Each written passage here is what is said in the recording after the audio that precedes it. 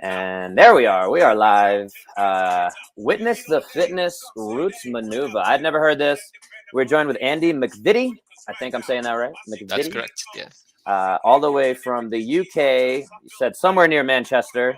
Somewhere near a little. What did you say? An hour north of Manchester. Just outside of the English Lake District. Okay. Yeah. So some of y'all listening might know what that means. I do not, but something. So I'm very the UK in general. I've been to Ireland, but I've not been to any other part of the UK. So that's definitely on my list. And again, as I told you before we came on, my wife got her PhD in London, so we definitely owe a trip there soon. For sure. Well, we connected on the Instagrams, and I saw you were a physio in the UK, so we got that in common. And you specialize in rock climbing. Is that oversimplification or? Well, so anything like that you could call an oversimplification, yeah, because it always explodes out, which is I think part of what we're going to talk about. But no, it's been my passion in life, and I've been lucky enough to turn it into my job. Yeah, and that's always a beautiful thing when those things emerge and connect and overflow. So one of the reasons I got very excited when I saw you there and wanted to get you on the podcast here is I started rock climbing mostly indoors, but we've done a little bit outdoors here in Colorado. As part of the reason we moved here, there's tons and tons of climbing. It's a huge culture here. So we're only a year into it here. I've already got one pulley injury, which we'll talk about. And just the progression's been really fun and might give a big overview of rock climbing in general and some of the things that I've learned so far in this year. But I definitely want to throw it back to you and give us a little more history of how long you've been climbing, why climbing is such a big passion of yours. Would love to hear that. How long? 27 years now I've been climbing. I figured out the other day. Why it's such a passion, I think, is because it's a never-ending quest. Every time is a bit of an adventure. It's a different challenge. You'll never perfect it. You'll never beat it. In some ways, in that way, it's like golf. I've said this to people before. Is it you could play the same golf course every day, but you'll always play it differently, and there'll always be something to learn. But then with climbing, if you want it, there's the great outdoors. There's all the different types. There's bouldering, there's winter, there's mountaineering, there's sport climbing, there's traditional climbing. There's so many aspects to it that I don't think you could ever get bored. Yeah. I haven't gotten bored yet. It's been fun. Good. And one of the things I'll say that I've enjoyed this last year of getting exposed to it. And my wife used to do a lot of climbing back in the Middle East where we met in Dubai. And so it was something that when we moved to Southern California, we didn't do the research, but there was not a lot of climbing there. We were a little surprised. There wasn't even a rock climbing gym for a few hours in any direction. So a little surprising. But one of the reasons we moved out here, we wanted more access to things like climbing and skiing and all the nature. So to your point, though, of the kind of ever increasing challenge and never getting bored with it, for anyone not familiar, and I don't know why you're listening, but I appreciate you being here. But the way that rock climbing is graded, and again, I'm getting exposed to this, and there's also the difference between rock climbing, lead climbing, top roping are the two different ways there. And then there's bouldering, which is its own grading system, and we might touch on at some point. But I'll talk about the lead climbing and the top roping, that kind of climbing up the wall with a rope. It's oversimplification that I'm a fan of. And so there's a grading system and everything. I don't know why they, maybe you know this, why is everything 5.9, 5.10, 5.11? Why is that necessary? Yeah, I believe that comes from, because there's, just to confuse things more, there's the American grading system. Yeah, there's the British grading system. Us Brits decided we wanted our own. Then there's the European grading system. Yeah, and then there's different grading systems around the world. I believe like 1 is literally flat ground, and 2 is a walk up a hill. 3 and 4 you're into kind of scrambling, and then when it gets to 5 it becomes a climb. Interesting. And it was there you go. Climbing grades were built on. I think. I may be wrong. It makes sense. Whether it's accurate or not, it makes a lot of It's sense. a good story. Yeah. Yeah. I like that. That's I never like you climb all the time, and I don't. We don't, at some point when you're climbing, you don't talk about 5.10. You're just like, I'm climbing a 10 plus, Yep. and you don't say 5.10 plus. But that 5 is always there, and that's actually, yeah, I appreciate it. If nothing else, I've hopefully learned or figured out a story that I can tell when climbing. And it's similar to how the British use stone as a measurement, and then Yes. everyone else uses kilograms, and the Americans use pounds. So Oh yeah. we all have to have our own system. We like to be different. Yeah. So maybe I don't even know. I was going to go a little more in depth about the grades, but I don't know if it changes for the folks you have out there in Britain. It's completely different grading system. So it's not like a 510 plus that I'm climbing. No, we use for traditional climbing. We have our own grading system that's supposed to give an idea of the danger of the route as well as the difficulty of the climbing, because those two, you can have an easy climb, but if you fall off, it's got terrible consequences, or you could have a really hard climb, physically hard climb, that's very, very safe.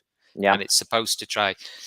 It's messy, it's gray areas, it doesn't work. And the American system, you might have a 510 R, which shows that it's run out, it's brave, it's bold, or it might be a 510 RX, which shows that it's run out and brave and also a bit dangerous. Yeah, and you should be careful. Interesting. Is that only for outdoors, or would that be indoors as well? I would think that would only be for outdoors. Okay. That's why I'm less familiar with that, because we've only done a little bit of outdoor stuff. And when we go outdoors, we just go with people who know what they're doing, and they're like, yeah, just climb this. You can handle this. And folks that know. Yeah, exactly. Although I wanted to share this also, again, for anyone who's not into climbing and maybe listens to this and wants to get into climbing. One of the biggest lessons I've learned, and I'll share even in this year of climbing that I've done, is safety is a pretty big deal. I've had a few, I wouldn't say they were close calls, because it wasn't anything. Luckily, the way the systems are set up, and if you have something called a gree, it has extra levels of safety versus if you only have an ATC, which those are the things that the person down on the ground is and this is for the listener, obviously not for you, of those are the things that kind of allow you to control how much rope you're giving or taking, and safety measures. So a lot of times when I learned with a guy who was a little more cavalier, and he was kind of like, you have like 17 layers of safety built in there, which is kind of true. But you still need to make sure that like all the little things are done. And again, when you're climbing with other people, everyone's got stuff going on. And obviously, it helps to have that extra level of safety check of like, you check yourself, you check your partner buddy checks you. Buddy checks, all these things. So one quick story I'll share on that is the first time I was starting to learn to lead climb. And that's, again, when the route is not set and you're going up, and the clips are there, the anchors are there, and as you're climbing up, you put the rope that's on you into each anchor or clip, and so that is the way. It's scarier than top rope. Top rope, the route is already set, and you can fall down anytime. You won't go flying too far. With leads, you go a little further. But the very first time I was learning that, I was following. I did a follow. So somebody had set the route, and it was a lead climb. So I was used to top rope.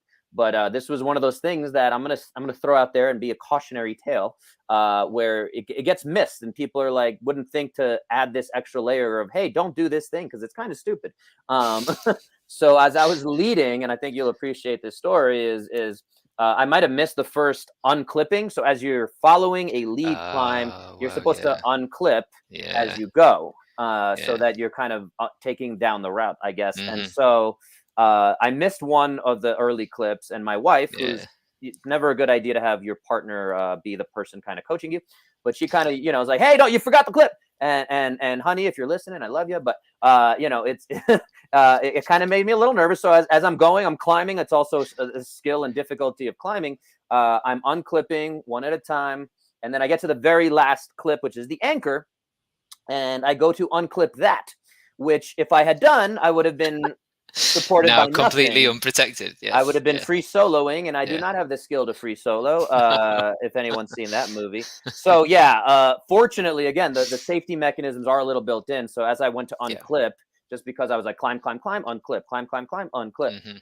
So I went to unclip the anchor, and luckily, again, because of the weight distribution. I'm pulling on it from my end. She's Yeah. pulling on it from her end, the belayer. Be balanced. And so, but as I went to unclip that one, and there's 2 anchors usually, and you want to make sure Mhm. you clip into both. I went to unclip, and it was very difficult to unclip. And luckily, I kind of struggled with it. And then I think I What realized, made you oh, think? maybe there's something going on here. And like she was ready to pull me down because I made it to the end of the climb, and she kind of, it's hard to see because we were like 60 feet up. So had I Mhm. fallen, that would have been a 60-foot fall. Luckily, it was indoors, so there would have been some padding. Anyway, that's my little story, little safety, and the point there is again, luckily nothing happened. We've had a few other close calls. I could tell a few other stories, but I don't want to make it all about my. Yeah, but it is, and it is those safety systems that are kind of inbuilt in there, especially as you're learning, and it's such a cognitive sport, and your brain Yeah. is taken over with the new skills and new techniques,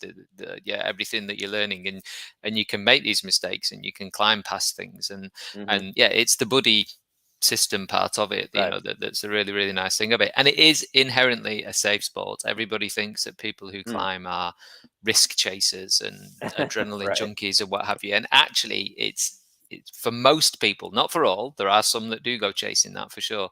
It's the opposite. It's risk management. It's Hmm. putting yourself in tricky situations and solving the Right. problem and the puzzle and making it safe, and then being okay to carry on. That's Right. yeah. And Yeah. practicing some of those things like falls, taking a fall, all those skills that are built in. Again, it's been a fun learning experience. I want to, coming back to your original point of the growth and the grading system, and I'll use the Mhm. American grading system that I'm Mhm. here climbing with. Is when I started, I was probably doing some 9s, and I had the muscle strength to do a 10 minus, and then again we get into there's a 10 minus, a 10 regular, and a 10 Yeah. plus Yeah. in terms of the grading, and then it goes to 11 minus, 11, 11 plus. Or some other people I've seen. We A don't use B this C very much. D. A, B, Yeah. C, D, right, and D being the hardest, A being the easiest. So, but it's fun to see, like, hey, I'm consistently doing, 10 pluses now. Mm. Whereas again, a couple months ago, I was barely able to do that, or I'm doing the front wall, which is the biggest, the 60-foot wall, where some of Ah, the other ones are easier, and there's a little more. There's roofs, which is harder because you're kind of going upside down yeah. most of the way. So it's a harder grade. Again, maybe at some point it doesn't actually become a 6 point, whatever. But to your point of, 5 is just climbing up, ascend. Yeah, so Um, if you're going overhung, is that a 6? Yeah. is it yeah. So, No, but no, no, it stays at a 5 for some yeah, reason. But yeah. yeah, good point. But yeah, so it's been fun to see. And again, I'm a fan of CrossFit. I'm a fan of Mhm. observable, repeatable, measurable kind of skills, and to go into the gym, whether it's a rock climbing gym or anything else, and to be able to say, hey, like I was doing 10 minuses, and like Mhm. I would try a 10 and struggle there, or then eventually I got comfortable with all the 10s in the gym, and then a 10 Yeah, plus.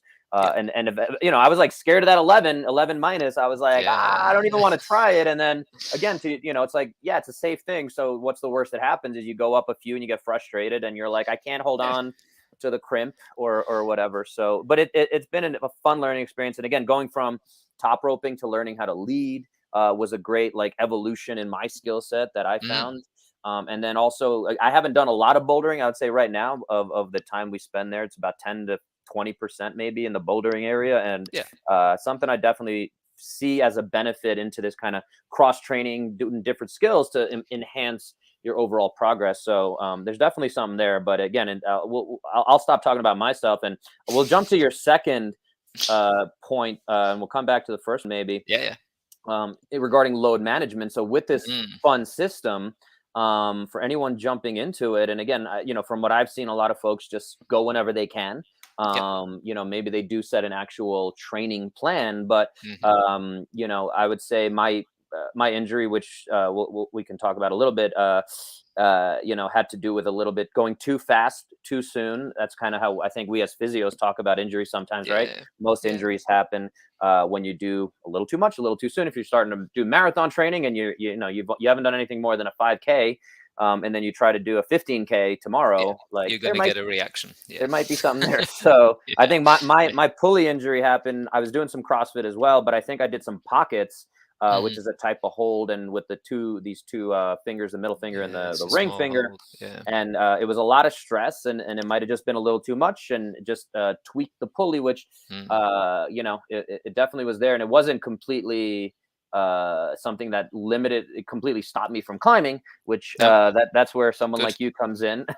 Yeah, But good. you know, and I kind of, but well, it was good, but I kept climbing on it for about 6 weeks. We traveled, so I got a little bit of a break from climbing, but it was still there, and it took me going to see an occupational therapist or hand therapist Hand to put a specialist, little yeah. splint on it to Mhm. protect it enough that now I think it's finally healed, and Yeah. I'm able to do most of the climbs without feeling it at all. But load management being the point, that I'll throw it Yeah. back to you. It's super difficult in climbing is a problem. You know, you've already touched on the fact that you can have a climb of the same grade that might be a slab that leans away from you and all of your weight is on your feet. It might be vertical, it might be overhanging, and yet they all get the same number, the same grade. In other sports, you know, if you go back to your CrossFit and what have you, if you're cleaning and jerking or whatever, you've got your standard bar weight, your weights, you know what you did, you know how that session felt. It's objective, it's measurable. If you're a runner doing a track session, you know what pace you went at and what your, you know, sets, reps, and you know, and sports are very measurable. Apart from climbing, it's how do you measure the load of a climbing session, and it really relies on the individual and their sort of education and awareness about themselves. And you can have objective measures. I've tried various different, if you're a boulderer, add up all the V numbers that you did in the Mm, session, divide it by the time that that session took to climb, and maybe you've got some kind of a density score hmm there going on. There's apps now. Kaya Yeah, is one that's certainly popular that's the in one America. we have in our gym. Yeah. Yeah, Grip Tonight tends to be over here, and yeah, yeah, I've got it as well. Yeah, Natasha Barnes got me onto it, and Grip Tonight is a little bit similar, that you get a score for what you do. I think Kaya is a bit more, you know, it's a proper workload score that it can give you. But yeah, people are unaware of their climbing load. Mm, Um, Even people that are experienced in other sports and seem to come into climbing and treat it somehow differently. Now you've almost spoken there really of what I have a slight issue with the term progressive overload. mm, I prefer progressive loading. And you know, and you said I got happy with all the 5-10 pluses or all the 5-10s in the gym, and then moved on to the 11 minuses and that hmm kind of thing. You waited for the gains to come to you. You were patient. You were in the right place before you took that step up, rather than push and push and push. And because it's a sport with a grading system, that's where everyone wants to be. They want to be on the highest number that they can possibly be at as quickly as they as they can. hmm Um, and the majority of injuries that we see are overuse, whether mm, that be, if you look at that as under resting, overtraining, too much too soon, you know, repeat again, whatever terms that you want to be using with that. It's just so hard for people, and people also tend to do massive amounts of volume, Yeah. which can be a good thing in its place. But yeah, for tendons, for hmm pulleys, for the connective tissues of the body, often a lot of volume is not that great for it, particularly tendons. And it's trying to teach people how to judge a session, mm, how to have some awareness, and the concept of auto regulation is just something that climbers, they have a training plan, and there's lots of those options now, and you can hmm buy an off the shelf, slightly customized for you plan, lands on your desk, possibly even like fully periodized, hmm um, and they try to follow it rigidly, you know, no matter how they feel. mm, So they've got their power session, but actually they're still tanked from, you know, whatever session they had 2 days before. But the plan says I've got to do it, and Right. they crack on and do it. Right. Yeah, and load management, and yeah, so it's education, and that's sort of like the big message I try to get out as much as I can. It's the wrong way possibly for a physio, because yeah, I put myself out of work if I Well, teach that's everybody how not to injure themselves. right. But it's actually, yeah, it's what I'm sort of passionate about. Really, is more injury reduction. Yeah. Yeah, it's a big thing for me. One thing I do actually really like and have started to rate is heart rate variability. And there's a couple of apps for that I use. My Whoop.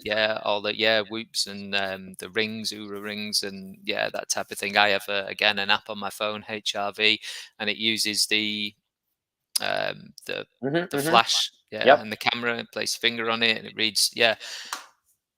Love it, and it gives people, and you're not bound by that. You're not that is not the god of what you do that day, right? But it adds an extra, just that thought process of, oh, this says I should probably take it a bit easy today, and giving people permission to have a plan B and a plan C, or even a plan D. And let me add a little context for anyone who's not familiar. Heart rate variability, HRV, is what we're talking about here, and that's. We've touched on it in a few of my previous podcasts. I've done some videos about the Whoop, cool. But the big thing there is it's again, I'll oversimplify it again to say it's a measure of how recovered and ready for activity your nervous system is. It's one of the best metrics we have. So I appreciate you bringing that up. And again, without going too deep into what it really exactly is, like this morning, I'll say I climbed yesterday actually, and my HRV I think was a bit down. My normal is 82, and my overall recovery was 47%. And then I'm going to say the smaller numbers. So my HRV there is 68 versus 82 being my average. So it's below my average. So my nervous system's a little bit less than ideal. So if it comes to training, maybe if I go into the gym, I'm going to say I might just do a little bit less than I normally would, or let me just move in a way that is going to, again, not tax my nervous system too much between work, clients, life, stress, all the other things, factoring that in. But the interesting thing, I guess I want to throw back to you regarding, so it's interesting you brought that up. We're talking about the nervous system, and there's other ways you guys can test the nervous system too. I like when I work with clients and somebody doesn't have a Whoop, and they're in between sets, where normally if I'm there working with somebody one-on-one and I do a set of deadlifts, I might be able to see, I didn't like your form. I can see that didn't work out so well. Whereas if they're on their own, one way I've seen to retest the nervous system is a simple go down, try to touch your toes. And if your range of motion gets decreased, that can be a way that we are saying, hey, your nervous system's doing something to like protect your body. It didn't like something there. So that's a little bit of a sign of possible. I have a couple of things that I'd say to either have a bit of a benchmark problem that you should be able to climb, and how you feel when you climb that problem. And if you go and climb that problem and you're like, oh, that felt awful, then it can be a standing jump, can it? See how springy we are. Almost any physical measurement. Dynamometer grip, but that's super simple. I like that one. I'm gonna pinch that one. And the dynamometer one, that's totally fine. The dynamometer one, I've pinched it from somewhere else too. That's fine. This is how it works. The morning, and the same thing. The dynamometer in the morning is another way to test that. And so, but this is again where the preventative piece is very interesting, and something I've been exploring. I imagine you've been trying to find like what the right language is. Like you said, we joke, and I've heard a lot of people say this, is we're trying to put ourselves out of business, like you said. Ultimately. So, but with like the dynamometer thing, I find between, especially doing CrossFit type stuff when I was doing higher volume there, and I would do the dynamometer, I didn't care as much about the number, but it's also like, hey, I feel funkiness in my my grip, which again I imagine for especially, and I'm curious because I work with a few higher level climbers at this point. One of the guys I climb with, he's an interesting case study I'll bring up real quick. He actually teaches other people how to climb. He's a former U.S. Marine, so he works with veterans and things like that. But he's an amazing climber. He's doing 13s easily, which again is a pretty that's the highest level, right? Pretty much. I always forget. Get in there. I think 14 or 14. We're up to 15 now, okay, but they're the people that we're not going there. They're the outliers. but still, I'm only, and again, it doesn't sound like a huge difference, but 13s is a really I'm struggling level. with an 11 minus, and he's doing 13. So there's something there. But what's interesting about him, and I've assessed him in the physical therapy kind of landscape to look at him, because he did have some injuries and things like that. And he's seen people before me as well, and they've kind of said similar things to him of, hey, you're like really weak in everything else. Like and he's an incredible climber. He obviously has really good grip strength. He has great, strength to body weight ratio and things like that. But his rotator cuff strength, as we isolate these things, external, internal rotation, like he can barely hold, like, you would assess him and be like, how are you standing right now? But he's able to hang, for 2 minutes with no problem. He's got these very specific skills neurologically built in, and he's able to do that at the detriment, I think, of a lot of other aspects of his health. And it took him having some numbness and things going down one arm, where he's like, hey, like, can you help me out? So we were able to fix a lot of that. But it's interesting, again, to see this very one-sided kind of or specialization. Exactly. So and another interesting thing with him that I think we're going to kind of touch on when it comes to climbing injuries is when you brought out ankle, so I do want to ask about that in a bit. But that kind of jumped out to me, like, I didn't know folks injured their ankles here, but maybe decreased range of motion, things like that. With him, again, being a very high level climber, one thing he identified as him and I started climbing more was if he's got his foot up on a high hold, he doesn't have the strength to press through that. He recognized that as a weakness. I said, cool, here's some different ways we can strengthen that. But again, it's just something that when you're such a high level climber, I guess you can start to identify these smaller things. But it was an interesting deficiency there. So let's bring it back. We touched on load management. I don't know if you want to dive into youth guidelines right now or I suppose this is the thing. And again, it's this. I coach and coached for quite some time, sort of 13, 15 years now. And every other major sport, and climbing is now, it's an Olympic sport, so we have to say it's major. Pretty much every town and city in certainly in the UK now has at least one climbing wall. I think London's into double figures now for the amount of climbing walls. Anyway, lots of, it's a major sport now. If you look at soccer, American football, Australian rules football, basketball, netball, softball, just about any established sport, they have guidelines. It will say, at this age, or how this child presents age-wise, obviously, because they all mature differently. They should be, this is the maximum they're allowed to do. And we don't have that. I have kids that through the summer holidays, which in the UK can be 6 to 8 weeks, just get dropped off by the parents at the climbing wall in the morning, and then the parents pick them up after work, and they live in the climbing wall over the holidays, and the kids love it, and it's a wonderful culture, and it's a wonderful community, and those quite young kids that they can be sort of 12, 13, 14 are looked after, and it's brilliant. It's a safe place to be. But they're doing a massive amount of volume as they're growing, and we don't have any, as far as I know, input into this at the moment. Is how much is too much, until we see kids with growth plate fractures in the fingers. That's the most common that they get as they're growing.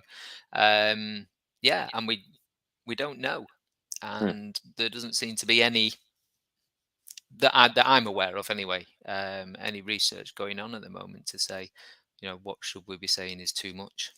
Right. Yeah, there's a lot of interesting stuff there. We'll move on from there, because that's a whole kind of worms.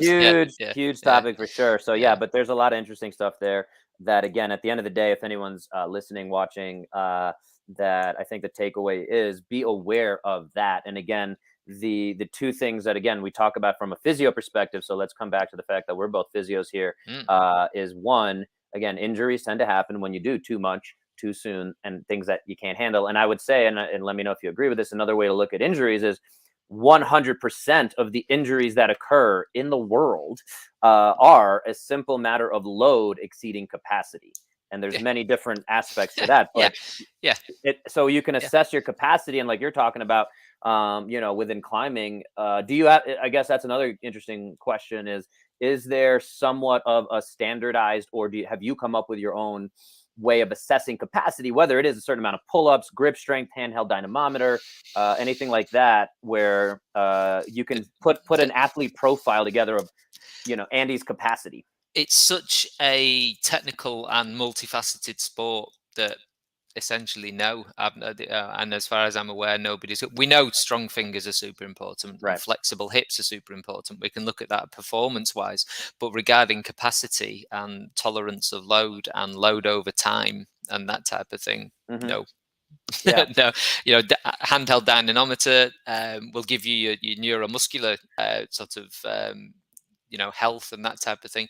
Doesn't particularly correlate to climbing. Right. And the grips and the sensor we use, and your friend that you mentioned that might be incredibly weak in other areas is probably a really good technical climber, and he moves around and he uses his body, and and it so massively individualized, so difficult. And again, the other example there is I'm probably one of the heaviest climbers in the gym. I'm close to 190 pounds. Right. And most of the people there, whether it's kind of not self-fulfilling prophecy, but a survivorship bias or whatever we want to call it, if you're a heavier climber, it's harder to hold yourself up. So you have to have that correlation. And again, most of the people I climb with are closer to 130 pounds, 120 pounds, whether they're male or female. So, but yeah, it's an interesting, and we did get the ohm, which is a way that if for safety again, belaying, it'll the weight difference. Absorb the weight difference. If somebody who's 130 pounds is belaying me, who's 190 pounds, and I take a fall, that might lift them up pretty high. It would. And again, for safety, that ohm bit does absorb some of that, so you're not going to have as big of a impact. But or you can, again, we see a lot of the kids. There's a big youth program at the gym we're at. You'll see them kind of anchor themselves also to a sandbag that might be 50 pounds or so. So yeah, that it's interesting to see. But anyway, moving on, we got a couple of fun things to get to. So you brought up the changing nature of climbing injury. So changing nature, I was interesting that you phrased it that way. So I mean, we could certainly talk about injuries, but why the changing nature? Because climbing has changed. Indoor climbing has changed. When I started before I started, a climbing gym might be a brick wall that's had the mortar in between it chiseled out and make loads of little tiny edges. There were some where there were actual rocks cemented to the wall. That was your climbing route. And it was all very outdoor type climbing, lots of tiny crimps, lots of moves. And that's what indoor climbing walls became. And it was, small holds. Things were made harder by having the holds further apart. That was as far as how the interesting the setting was.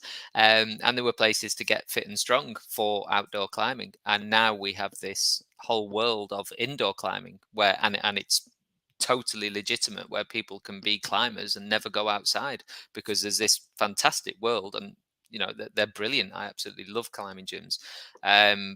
But what we've seen, and it's been accelerated massively in the couple of years in the run up to the Olympics, is the style of indoor climbing, especially bouldering. But that bouldering style, where it's very dynamic, lots of throwing moves, lots of jumping. I'm sure you'll have seen the coordination, where people might even do 2 or 3 moves in one, more than that sometimes, where they're using the momentum from one move to get through to the other. Lots of giant compression holds, things that are bigger than you are, and you're wrestling and with them. Sloper holds, loads and loads of sloper holds. And bouldering gyms are much more popular than roped gyms because they're cheaper to build, they're cheaper to run, they don't have the same insurance implications. It's less for people to learn. You can just turn up, hire some shoes, and go, and it's a fantastic introduction to the sport. And so we've seen a change. I was all about this was my world for quite some time. For anyone listening, because we're going to do this on audio only, he was pointing between the hand and the shoulder. All right, sorry, that was it. And obviously you have your general training and your general background, but I've had to get back into knee meniscus tears and things like drop knees. This is one of the techniques where if you Google it, it's a bit easier to Google than explain. You use opposing forces between your feet and internally rotate your thigh, so your knees pointing all the way down and your foot's actually pointing upwards. And people falling off indoors now, and this is what we see. We see ankles. We're seeing that. So the ankle is more that. So that was the interesting thing, is more somebody rolling an ankle when they fall off, or And Yeah. that was my Yeah. my friend, the former Marine. Mm. He had a pretty big, like 20-foot fall, and he came down, and his ankle rolled on another hold, and Ah, it looked yeah. Okay. it So a hard hit everyone, into the wall. yeah, and Mm. everyone like, and I saw it, and I'm like, ooh, that looks like a broken ankle. And everyone kind of came running over, and he kind of limped off, and luckily it was just probably a bit of a sprained ankle, and he Yeah. limped a few days, but yeah, so luckily, so Yeah. I've that had makes to, sense in terms yeah, of ankle review my injuries. Ottawa rules, whatever, this Mm, kind of thing. And yeah, hamstrings yeah, from heel hooking. yep, Heel yep. hooks a few years ago were like, if you pulled a heel hook off, everyone would be like, "Ooh, get Ooh, you yeah. showing off." Yeah, flash techniques, very good. And Now now it's standard, yeah. it's absolutely standard. Who warms up heel hooks? Who prepares heel hooks? Who recruits their hamstrings? We just don't as climbers. We've got so much better now at Mhm. preparing to climb. Warm ups. I have an issue with that term, but preparing to climb is so much better than it used to be. If somebody was having a warm up in the climbing gym, people would be nudging each other and going, "What are they What? doing? Yeah. Yeah, what's going on?" It just wasn't in the culture. Mhm. And now it is, but we don't do hamstrings until we spot a heel hook Right, on the route, and then you stick your heel on and you pull as hard as you can, because normally if you're using one, it means you're trying hard. right. That's what they're there for.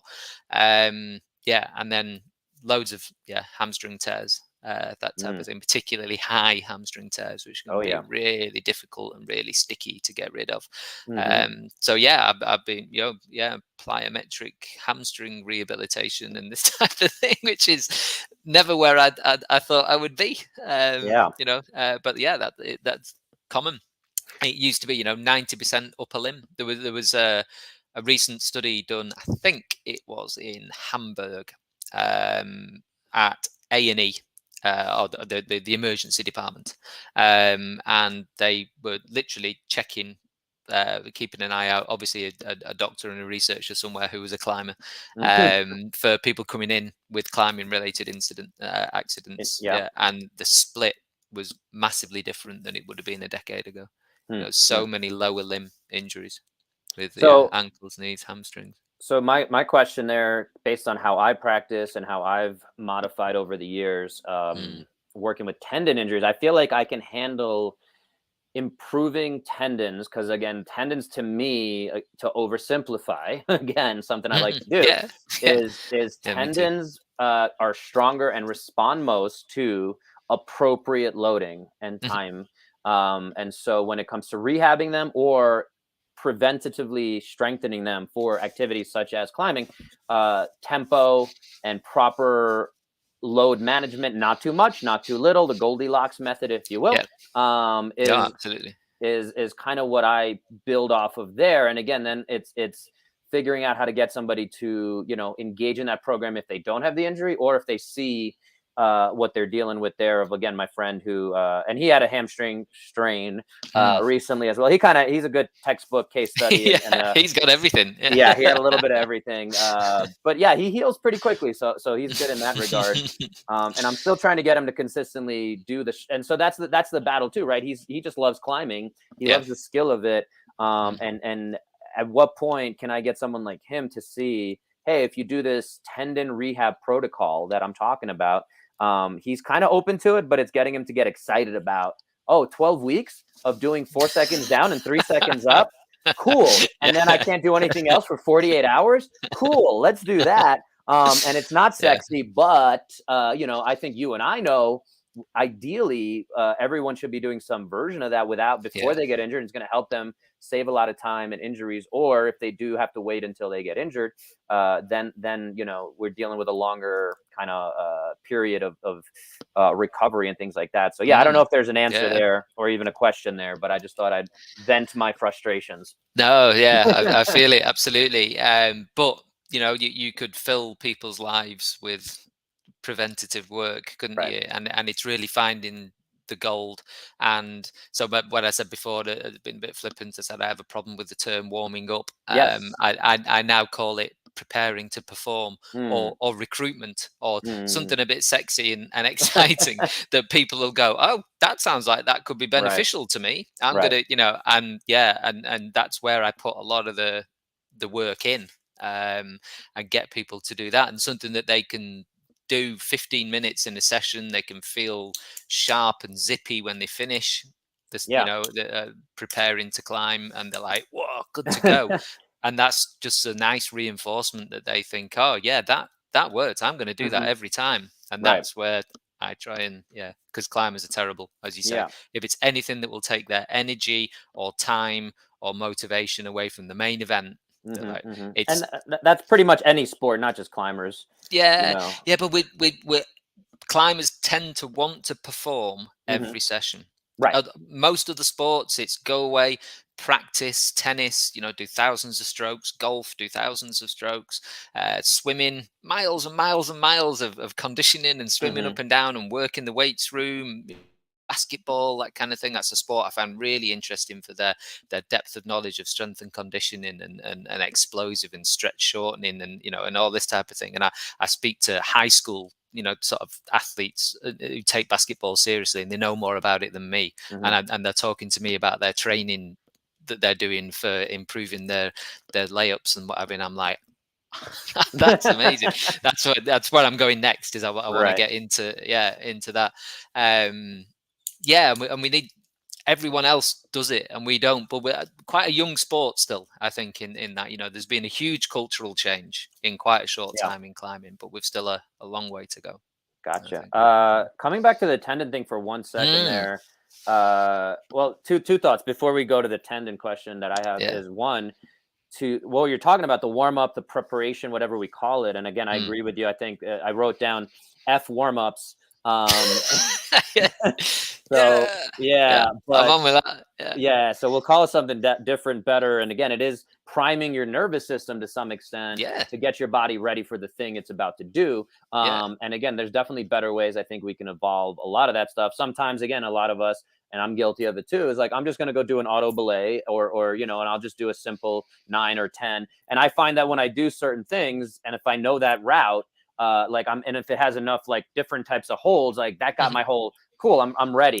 Or the other way to think about it for me is if I did a 20-minute workout earlier in the day, now my nervous system is kind of prepared for that, and I'm still primed. That's a fantastic word that I love for sure. But my other question for you as a physio, coming back to that for a second, is have you utilized, or do you feel in terms of tendon health and looking at how we're progressing that, have you looked at diagnostic ultrasound and maybe looking at that bicep tendon, or is there any other way you actually test tendons to kind of assess, how much are the brake pads wearing down? When do we need to, get new brake pads on our car? No, I haven't. It's an interesting one, isn't it? Because if you're looking, you were here, so I'm guessing your classic long-headed bicep type thing. I'll just say real quick, since I got you thinking. Go on. Is I found, especially with the CrossFitters, because CrossFitters are notorious for doing too much, a lot of shoulder stuff, the kipping, the dynamic, all these things that we can, again, go in depth in. But I found when I get my hands on someone's long head of the biceps and I poke in there, and if they have an 8 out of 10 level of discomfort, or 9 out of 10, or they tell me it's 11 out of 10, which is not a thing. They're not understanding the instruction. I like those people. But at the end of the day, for me, and that also applies when I come down to the lateral epicondyle, the elbow pain that we're going to talk about, golfer's elbow, tennis elbow, all that stuff. So when I poke on those things, I think, this is my theory, and I don't think it's very evidence-based yet, unless we define evidence-based partly as, the clinician experience. Experiential, So there's something to be said there. So I find that when I poke there and you have a high level, again, I'm talking about above a 7 out of 10, let's say, there's probably some degeneration of the tendon. And again, we could, I think, just guess, looking at a fitness class, whether it's, again, I know you guys have this in the UK too, is F45s or Orange Theory, all these other classes. So I can take any human and put them on my table and poke and prod. And if they have that level of pain, to me, I'm pretty confident that if we did do a diagnostic ultrasound and looked at the tendon health, or an MRI, and we looked at how degenerated that tendon is, which is not necessary for anyone listening, right? I think Andy and I understand that. Yeah, we don't need to be every session. Well, we don't need to be checking it, but we also don't necessarily need to do an MRI. of tendons. But, and this is the part where, again, almost everyone who's going through this, you are loading, and this is where we would come back to that load management. So anyway, I just wanted to throw that out there to see if you had a little more, if you had anything on the tendon health, how we measure it, how we track it. It generally, for me, yeah, it is coming from the experience of the person in front of you. Like you say, it is that very, how is it feeling? How long has it been going on for? What's the pattern of discomfort and pain throughout the day, and that kind of thing, building up the picture. Then the picture of the person in front of you. How old are they? How long have they been doing this activity? There's not a climber. I'm in my mid-40s. If you scanned my shoulders, there'd be all sorts going on in there. I'm pretty flipping certain there's a labral tear in my left shoulder. I can still remember the day that I think that happened. Right. And yeah, you build capacity, robustness, carry on. You would see a lot going on in these shoulders, which you could argue is almost adaptive. But if you're getting somebody that, as you say, with a reasonable palpation, they're 7 or 8 out of 10, they're on the ceiling, then I think you're probably quite right. If we look at the tendinopathy continuum, they're beyond acute, aren't they? And they're getting into real tissue change, and that's when we use terms like tendinosis and tendinopathy. Tendinopathy.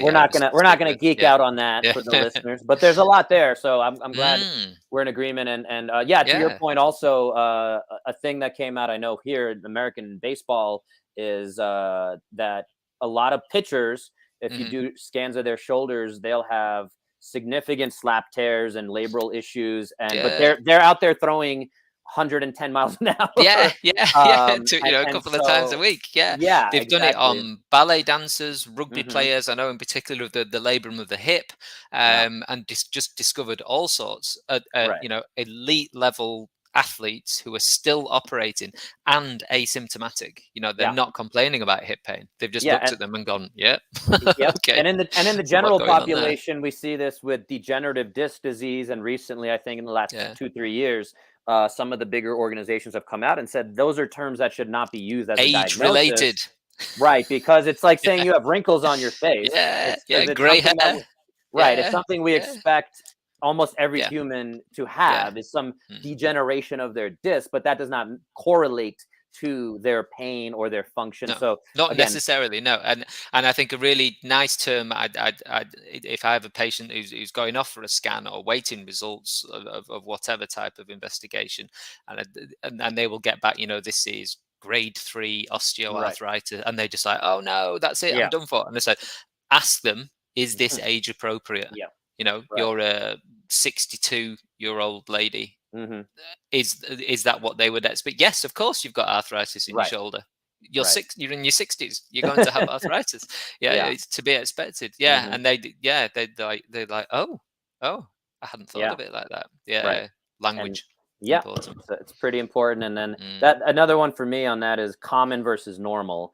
When, again, I'm coming up on 40 years old here, and a lot of my classmates, people from high school, college that I talk to, are like, oh, this is just normal for me to have knee pain and wake up with back pain. And it's like, no, that's common. 9 out of 10 of our classmates have that, or our age cohort or whatever. And it's very common, but that does not make it normal. And acceptable. Or acceptable. That's the other fun part of that language. So that's definitely one of my soapboxes that I'll go off of on for a while, but I'm going to step off of that for a second here. So, because I want to make sure we go.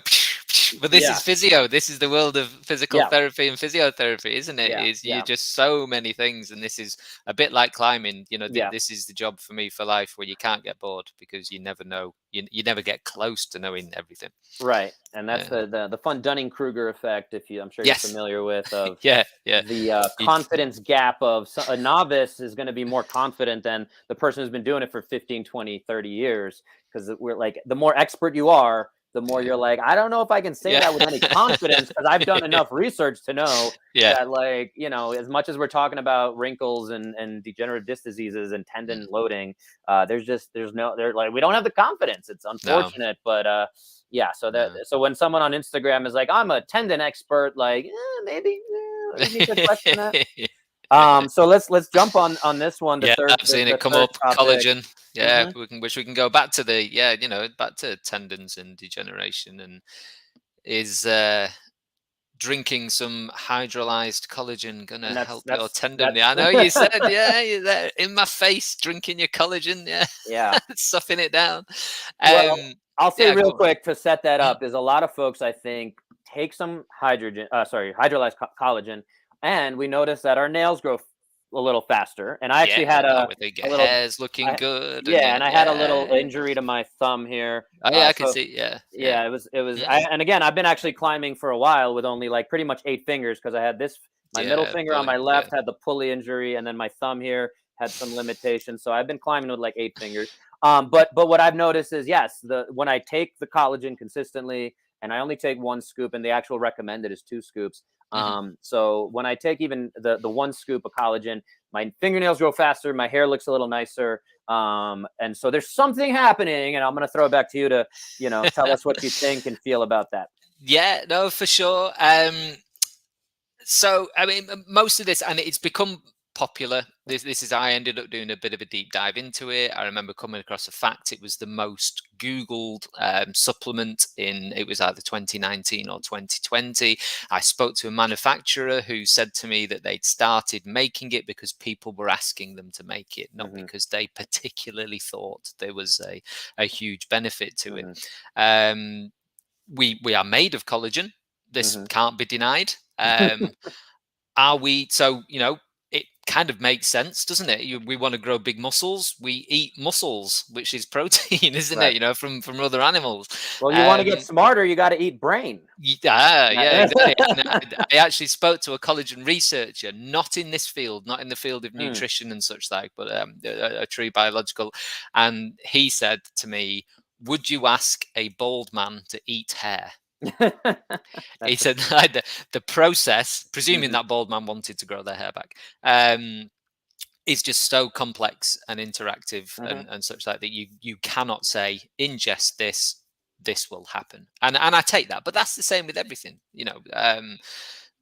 and logically it all makes sense. But we look at there's 2 papers really that this all came from. There was Shaw et al., which also involved Keith Barr. Keith Barr is like the god of collagen research. And before I say anything, an absolutely spot on scientist who never has said anything other than what his research shows, and doesn't claim it to be anything than that, and he's obviously passionate about the subject.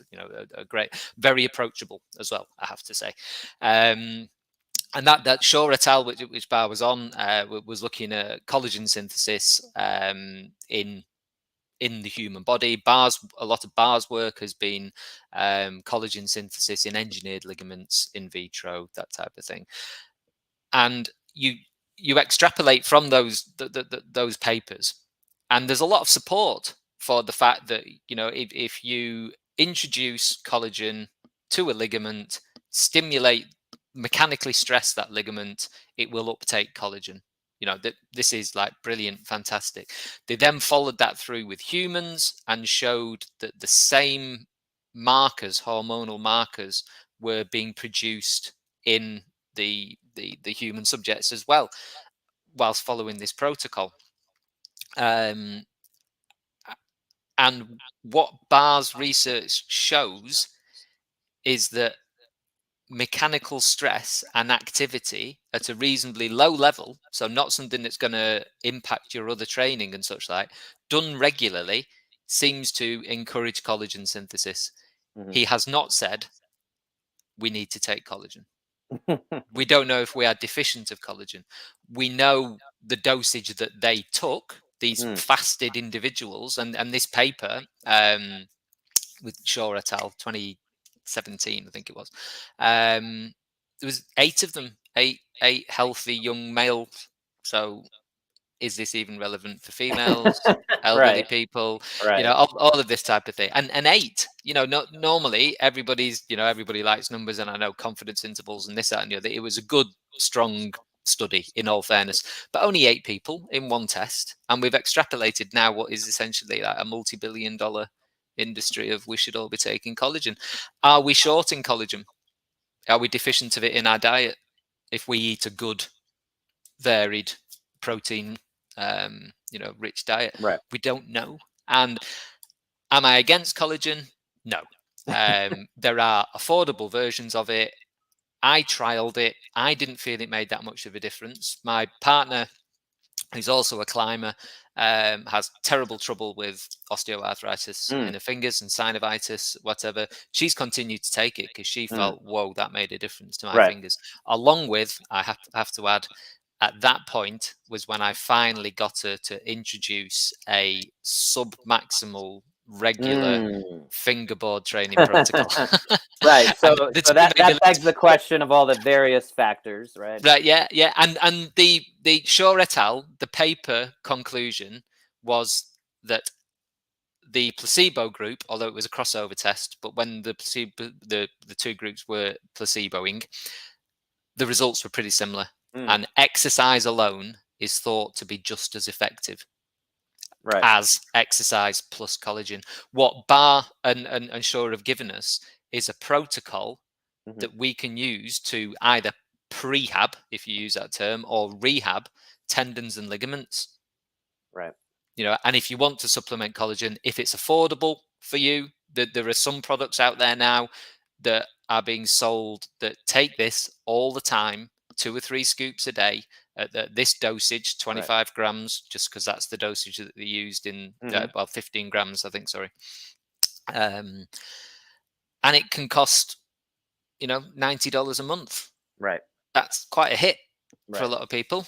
Right. Yeah, and it's been sold and said this will reduce your injury Right. rate. I don't Yeah. think we can say that either. So yeah, that begs the question. I don't know if you're familiar with E.C. Sinkowski. She does optimized nutrition. She was pretty big in the CrossFit space. So one thing Right. that she's done a few episodes on is she looks really deep into some of this research as well. And Cool. I forget if she actually has touched on collagen, but she's looked at things like creatine and beta-alanine. And again, in terms of the Yeah, I'm all for those. is it worth trying? And again, like Yeah. some of the research says, like if you take beta-alanine, maybe it improves your performance 1%. Now, if you're competing for the Olympics, that might be very, valuable. Yeah. Yeah. But if you're just kind of, again, working on your rock climbing and you want to minimize injury, we don't know yet if it's worth the challenge, worth the money, Yeah. like you're saying. Yeah. And so that's where some of these things, research, again, I just we did a few episodes, actually, not just one episode, but a few episodes. I have another podcast called the Demand Better podcast with a personal trainer buddy in New York City. We've had a few cool guests on. And one of the things we looked at is all of the problems with research and how we can start to understand that. So everything you're talking about, like you said, we're having a big conversation off of this one study that was done on 8 young male individuals. So that becomes a thing. I put the examine.com. You're familiar with those guys? Are you familiar with it? So this is their take on collagen. And I'll read it out loud here for folks. I'm just going to remove the banner. Is type 2 collagen, and there's different types as well, is a peptide and component of joint cartilage. Its oral ingestion appears to reduce autoimmunity to the body's own type 2 cartilage, resulting in less inflammation in instances of osteoarthritis that you were talking about, rheumatism, and benefits to joint health. So possibly your partner. It's type 2, that my partner ended up on, and that was, I found a paper from it was done in India of osteoarthritis of the knee. It was funded by a company who were producing collagen, type 2 collagen supplement. But so instantly I was skeptical, but I read through it. And I was quite, you've got to remain open-minded at these things. Yes, the funding came from there, but actually it was a very well-structured study. And I looked at it and I was like, that would be enough to make me look again. And, cheap, no side effects. Right. Why not give it a go? Give it a go. That's the thing. And yeah, on joint health, another thing, when I had my ACL reconstruction done 2008, was the same year I got my doctorate in physical therapy. So I was pretty geeked into all the research and one of the big studies that still seems to be accepted when the research is strong enough. And that's something that we're talking about here with examine.com and other resources, is that 80% of people who have an ACL reconstruction end up with arthritis of the knee, pretty much needing a total knee replacement at some point. And again, this is from studies that were done in the 90s and into the early 2000s, but apparently not much has changed as far as I know, into now we're in 2022. So at the time I said, let me, invest. And worst case, as I like to joke when it comes to supplements, is you have expensive urine, because you pee it out of your body. It's usually not harmful, most supplements. So I invested at the time in glucosamine, chondroitin, MSM as the gold standard for joint health. And the research there that I understand that I'm going to share with you guys, and Andy might be able to disprove or just disagree with that concept of with those three together in terms of joint health is at the best, it is helping you keep the cartilage that you have. You've got. Yeah. And it won't necessarily regrow, which is what a lot of people hope for when they have arthritis. So again, you're putting money in the bank, hoping that it stays there. And again, maybe compounds over time. But when it comes to our joint health, unfortunately, kind of once you lose it, it's hard to get it back. It's hard to get it back. And so, we got to do everything we can to keep and sustain as much of that as possible. So, without going too far down too many other rabbit holes that we both seem to want to do, which I readily admit is something I do. And we're up over an hour. So you just go, ooh, that's interesting. Yeah. And you're off. You're suddenly away. But have I suggested it to people? Have I recommended it to people? Yes, particularly I'm thinking patients either peri or postmenopausal, presenting with multiple tendinopathies. And as we know, estrogen is a massive signaler for collagen synthesis and uptake. Two of them had what I would suggest were positive results. One didn't, but that was more digestive than anything. Just didn't agree with them at all. So I'm not anti. I just think we don't need the premium products. We don't need this, and just go steady and see if it makes a difference for you. And to your point too, like if with a lot of supplementation gets overlooked as the term itself, you're supposed to be supplementing the thing that you might not be getting from your diet. So if somebody is a vegan, it's like, hey, it's hard to get B12, so take a supplement of the thing that you can't get from your diet. It should not be a staple in your diet, even though I'm drinking some collagen right now. But that's again as insurance for something that it's hard to get. The theoretical, like for me, being 190 pounds, I should be getting close to 150 grams of protein per day in order to maintain my joint health and my tendon ligament health. So it just helps me get there a little bit easier rather than having to have X amount of protein. And I don't like taking in pea protein or soy protein. So when it comes to the nutrition side, I'll take it back to the practitioner piece of it. Is I'm a bit, one third of my practice is nutritional consultation. So I'm a big fan, and this is something, again, I've had to move away from the traditional physical therapy model that does not allow time. And it's not that it doesn't allow it, but it's something that we talk about in school. It's something that the American Physical Therapy Association does say, hey, you should be talking about nutrition with your patients. Yeah, same in the UK. We're encouraged just to It's encouraged. But at the same time, I've been, when the lockdown started, I was in a physical therapy journal club with practitioners of physical therapists of varying ages. And we talked about nutrition, and they were like, I don't have time to deal with, to talk about this. I don't feel confident. I'm going to refer to a registered dietitian or whatever. And I said, well, we're missing the boat. And again, like we know the basics. For most people, it's the basics. And I have in my pre-assessment document I send out to everyone, do you have a calorie target? Do you have a protein target? What does your diet look like? And most of the time I get question marks back from people. And that just tells me we might need to look at that. Right. And again, in terms of that's the thing, is in physical therapy, like we're trying to deal with the human body. So if something I'll keep on my soapbox about is if we're not talking about sleep, nutrition, stress management, all these things that affect your ability to recover, it sets me up to say, hey, this might normally, we have a maximum recovery time of 4 months or whatever the injury entails. But because you have all these other issues against you, it might take us 8 months or 6 months. Exactly. So I just actually skiing, one of the things we moved here for, I twisted my MCL, had an MCL injury. So I did a video saying like, hey, what are the things I'm doing to help other people when they have injuries to maximize my healing time, aka speed it up as much as possible. There's only so fast it can go. And there's healing is tissue healing, but you can create the best environment for it, can you? And another last thing I'll leave off with, and again, we're over time here, but Yeah, that's sorry. yeah, no, it's you know, these things happen. But another thing, again, I'm a New York Jets fan, American football here, and we're coming up on the draft, and one of the top prospects that is getting has been considered the top wide receiver. Anyway, he tore his ACL in January in the national championship game. And so he would have probably been the first wide receiver selected. And because of the ACL tear, everyone's like, well, he's going to miss his first year more or less. Because normally the healing times is like the fastest we would hope for is like 9 months, 9 months to be return returned to sport. play. Yeah. And he's out here on Twitter because, again, he has to kind of, you know, there's a lot of money on the line. He's saying his surgeons told him he'd be back and ready to go 5 to 7 months.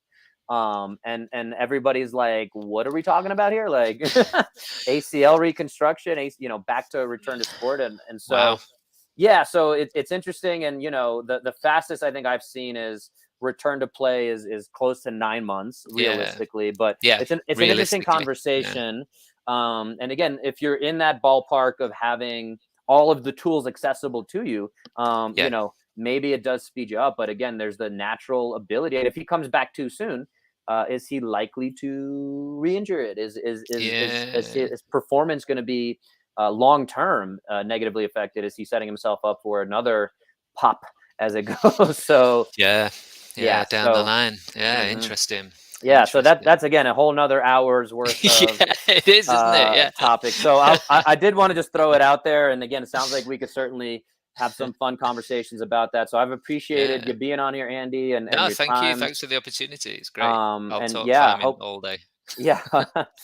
So with that said, tell folks where they can find you, and we'll put it in the show notes.